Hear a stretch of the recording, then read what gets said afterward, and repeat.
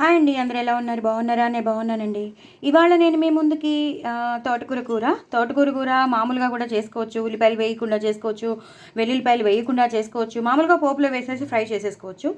కానీ మనకి కొంచెం స్పైసీగా కావాలి, కొంచెం వెరైటీగా కావాలి అంటే మాత్రం తోటకూర కూరని మంచిగా మనం ఇలా అల్లం, పచ్చిమిర్చి, వెల్లుల్లి, కొన్ని ఉల్లిపాయలు మనం పోపులో వేస్తాము.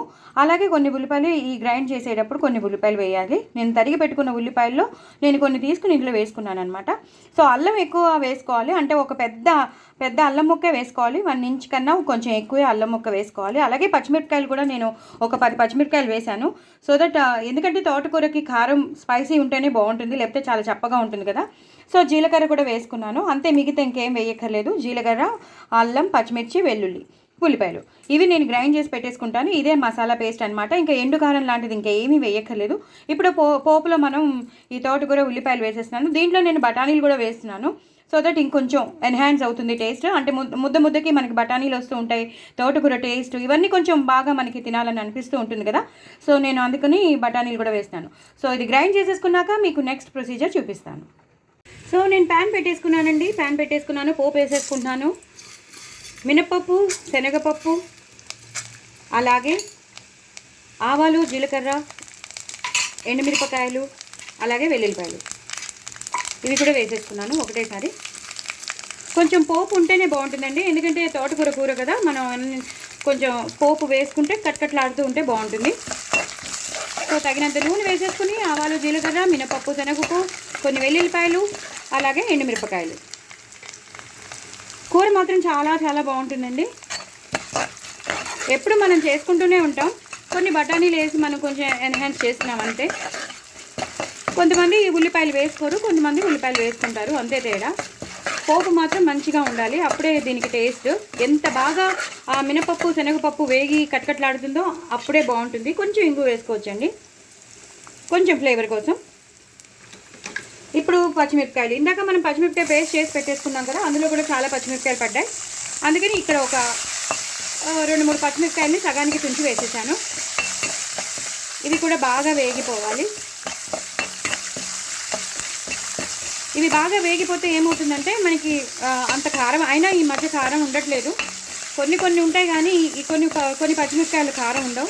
అయినా బాగా వేగిపోతే అసలు కారమే ఉండదండి. ఇలా వేగిపోవాలి.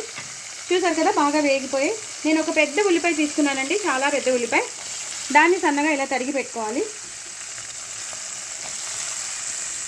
సన్నగా తరిగి పెట్టేసుకుని ఇలాగా మనం వేసేసుకోవాలి. వేడివేడి అన్నంలో తింటే మాత్రం సూపర్ ఉంటుందండి. అలాగే చపాతీలో కూడా బాగుంటుంది, పుల్కాస్లోకి బాగుంటుంది, చాలా బాగుంటుంది కూర మాత్రం. తోటకూర కూర అందరికీ ఇష్టం, మా ఇంట్లో కూడా ఇష్టం, మీ అందరికీ ఇష్టమనే అనుకుంటున్నాను. చాలా ఈజీగా మన ఇంట్లో ఉన్న ఇంగ్రీడియంట్స్తో మనం చేసేసుకోవచ్చు. ఏదో ఆర్భాటం పడిపోయి ఏమేమి వేసేయాలా, ఏమైనా మసాలా పౌడర్స్తో అవసరం లేదు. నేను ఇందాక చెప్పిన మసాలా ఒక్కటి చాలు, మొత్తం కూరకి టేస్ట్ వచ్చేస్తుంది. సో ఇది ఒక్కసారి మగ్గాలండి, మగ్గాక మీకు మళ్ళీ చూపిస్తాను. చూసారు కదండి, బాగా వేగిపోయాయి ఉల్లిపాయలు, బాగా వేగిపోయాయి. ఇప్పుడు మనం కొంచెం పసుపు వేసుకుందాం. పసుపు వేసేసుకున్నాం కదా, ఇప్పుడు మనం ఇందాక నేను చేసి పెట్టాను కదండి మసాలా పేస్ట్, కొన్ని ఉల్లిపాయలు, పచ్చిమిరపకాయలు, అల్లం, వెల్లుల్లి, జీలకర్ర ఏదైతే మనం పేస్ట్ చేసి పెట్టుకున్నామో అది ఇప్పుడు వేసేయాలి, తర్వాత కాదు. ఇప్పుడు వేస్తే ఏమవుతుందంటే ఏమైనా పచ్చివాసన ఏమైనా ఉంటే అది పోతుందన్నమాట. ఎందుకంటే మనం అల్లం వేసాం, వెల్లుల్లి వేసాం, జీలకర్ర వేసాం, పచ్చిమిరపకాయలు వేసాం, అలాగే ఉల్లిపాయలు కూడా వేసాం కాబట్టి ఈ మాత్రం కారం సరిపోతుందండి. నేను ఒక 4-5 కట్టలు తోటకూర తీసుకున్నాను, ఎందుకంటే ఇంకా వేరే ఏ కారం వేయం కాబట్టి, ఈ కారమే వేస్తాం కాబట్టి ఈ మాత్రం స్పైసీనెస్ ఉండాలి, లేకపోతే కూర బాగోదు. నేను ఇంకొంచెం వేస్తానండి. మనకి తెలిసిపోతుందండి ఎంత తీసుకోవాలో, మన కూరని బట్టి మనకి అర్థమైపోతుంది. సో ఇలా ఒక్కసారి వేయించేసుకోవాలి. దీని పచ్చివాసన ఏమైనా ఉంటే పోతుంది. చాలా బాగుంటుందండి, మంచి వాసన వచ్చేస్తుంది.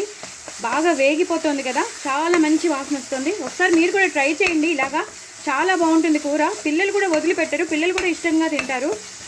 సాధారణంగా ఆకుకూరలు పిల్లలు తినమంటే అసలు తినరు కదా, కానీ పిల్లలు కూడా తినేస్తారు, అంత బాగుంటుంది. ఇప్పుడు నేను బఠానీలు వేసేసుకుంటానండి. నేను నానబెట్టుకున్నాను రాత్రి. ఇవి బయట కిరాణా కొట్లో కూడా దొరుకుతున్నాయి, ప్యాకెట్ ఉంటుంది, దాంతో చాయిస్ ఏదో ఆ చాయిస్ కొనేసుకుంటే మనం ఎప్పుడైనా ఏ కూర అయితే చేసి పెట్టుకోవాలనుకుంటున్నామో అది మనం చేసి పెట్టేసుకున్నాం, అదే మనం నానబెట్టేసుకున్నాం అనుకోండి, నెక్స్ట్ డేకి మనకి ఇలా వచ్చేస్తాయి అన్నమాట. చాలా బాగుంటాయి. ఇది ఒకసారి చూడండి మీరు, కిరాణా కొట్లో దొరుకుతుంది, అలాగే మోర్ సూపర్ మార్కెట్స్లో దొరుకుతాయి. నేను బాగానే వేస్తున్నాను బఠానీ, సో దట్ మనకి కూరలో మంచిగా ముద్దకి రావాలి కదా, అందుకని వేసేస్తున్నాను. నేను నానబెట్టుకున్నవన్నీ వేసేస్తున్నాను. మొత్తం టేస్ట్ అంతా ఈ తోటకూర కూరలో ఈ బఠానీలు, ఆ అల్లం వెల్లుల్లి పేస్ట్ మనం ఏదైతే పచ్చికారం వేసామో, అదే పచ్చిమిరపకాయలు అల్లం అంతా గ్రైండ్ చేసి వేసామో ఆ పేస్ట్ ఇది బాగా ఎన్హాన్స్ అయిపోతాయి అన్నమాట. ఇలా ఒక్కసారి వేయించేసుకోవాలండి. ఎలాగో మనం ఇప్పుడు ఇందాక నుంచి నేను వేయించేస్తున్నప్పుడు ఆ పచ్చివాసన అంతా పోయింది. ఇప్పుడు ఇది వేగాలనేం లేదు, చక్కగా మనం తోటకూర వేసేసుకుంటే అయిపోతుంది. 1 నిమిషం ఉంచేస్తాను, 1 నిమిషం తర్వాత నేను తోటకూర వేసేస్తాను. చూసారు కదండి, బాగా వేగిపోయాయి. ఇప్పుడు మనం తోటకూర కొంచెం కొంచెంగా వేసేసుకుందాం. నేను ఒక్క చేత్తో తీస్తున్నాను కదా, కొంచెం ఇబ్బందిగా ఉండొచ్చు మీకు, బట్ మీకు అందరికీ చూపించాలని నేను తీస్తున్నాను. కూర మాత్రం అదిరిపోతుందండి, చాలా చాలా బాగుంటుంది. అన్నంలో బాగుంటుంది, అలాగే చపాతీలో బాగుంటుంది, పుల్కాస్లోకి ఎక్కువ బాగుంటుంది, చాలా బాగుంటుంది. సో ఇలాగ నేను చెప్పాను కదా, అంతా కూర వేసేసుకోవాలి. ఇది కొంచెం నిండుగా అనిపిస్తుంది మనకి, 1-2 నిమిషాలు ఉంటే అది దగ్గరగా వచ్చేస్తుంది, అంటే కిందకి వెళ్ళిపోతుంది. సో ఇది 1 నిమిషం ఆగాక మీకు మళ్ళీ కొంచెం కిందకి వెళ్ళాక, అంటే కొంచెం వేగిపోయాక మీకు మళ్ళీ చూపిస్తాను. చూసారు కదండి, మొత్తం ఇందాక ఎక్కువగా అనిపిస్తుంది మనకి తోటకూర. ఏ ఆకుకూరైనా అంతే, మనకి వేసినప్పుడు ఎక్కువగా అనిపిస్తుంది, అంత కూర అయ్యేసరికి కొంచెం అయిపోతుంది కదా. సో ఇప్పుడు కిందకి బాగా కొంచెం మగ్గింది కదండి, ఈ టైంలో కొంచెం మనం ఇందాక మిక్సీ చేసి పెట్టుకున్నది వాటర్ వేసేయచ్చు, వేసేసి మూత పెట్టేసుకోవాలి. ఇది 1-2 నిమిషాలు మగ్గిపోయాక అప్పుడు మనం ఉప్పు వేసేసి కొత్తిమీర కరివేపాకుతో గార్నిష్ చేసేసుకోవడమే. ఆ మసాలా అది ఏదైతే మనం వేసామో అల్లం పచ్చిమిర్చిది అదంతా ఈ కూరకు పట్టేస్తుంది అనమాట. 1-2 నిమిషాలు మూత పెట్టేస్తే మొత్తం అంతా పట్టేస్తుంది. నేను మళ్ళీ చూపిస్తాను. చూసారు కదండి, కూర ఎంత దగ్గరగా వచ్చి పొడి పొడిలాడుతుందో, అసలు ఎక్కడైనా మీకు ముద్ద అయిపోయినట్టు అనిపిస్తుందా, ఎంత పొడి పొడిలాడుతుందో కదా. చక్కగా చాలా బాగుంటుందండి కూర మాత్రం. ఎక్కువ అన్నం తినేస్తాం, ఇక్కడ ప్రాబ్లం ఏంటంటే కూర అంత బాగుంటుంది కదా, కూర అంత బాగుండి అన్నం ఎక్కువ తినేస్తాం. సో ఆవిరి వస్తున్న ములాంచి మీకు కొంచెం బ్లర్గా అనిపిస్తుంది. ఇప్పుడు తగినంత ఉప్పు వేసుకోవాలి, రుచికి తగినంత వేసుకోండి. ఎందుకంటే ఆకుకూర కదా, మనం ఎక్కువ వేసామంటే ఎక్కువ అయిపోతుంది, కష్టం అయిపోతుంది, దాన్ని తగ్గించడం మళ్ళీ కష్టం. సో చూసుకుని వేసుకోండి, తక్కువ ఉన్నా పర్వాలేదు, కానీ ఎక్కువ అయితే మాత్రం మనం ఏమీ చేయలేము. సో ఇలా వేయించేసుకోవాలండి, చాలా చాలా టేస్టీగా ఉంటుంది. ఇంకా వేరే ఏ పౌడర్స్ వేయకూడదు, ఎలాంటి కారం వేయకూడదు. అల్లం పచ్చిమిర్చి కారం నేను చూపించిన పేస్టే ఈ మొత్తం కూరకి పట్టేస్తుంది. బఠానీలు ఒక్కొక్క ముద్దకి వస్తూ ఉంటాయి, చాలా చాలా బాగుంటుంది. కూర పొడి పొడిలాడుతూ ఉంది. చక్కగా వేడివేడి అన్నంలో నెయ్యి వేసుకుని తినండి. లాస్ట్లో మాత్రం కొత్తిమీర కరివేపాకుతో గార్నిష్ చేసేసుకోండి. అంతేనండి, అయిపోయింది కూర.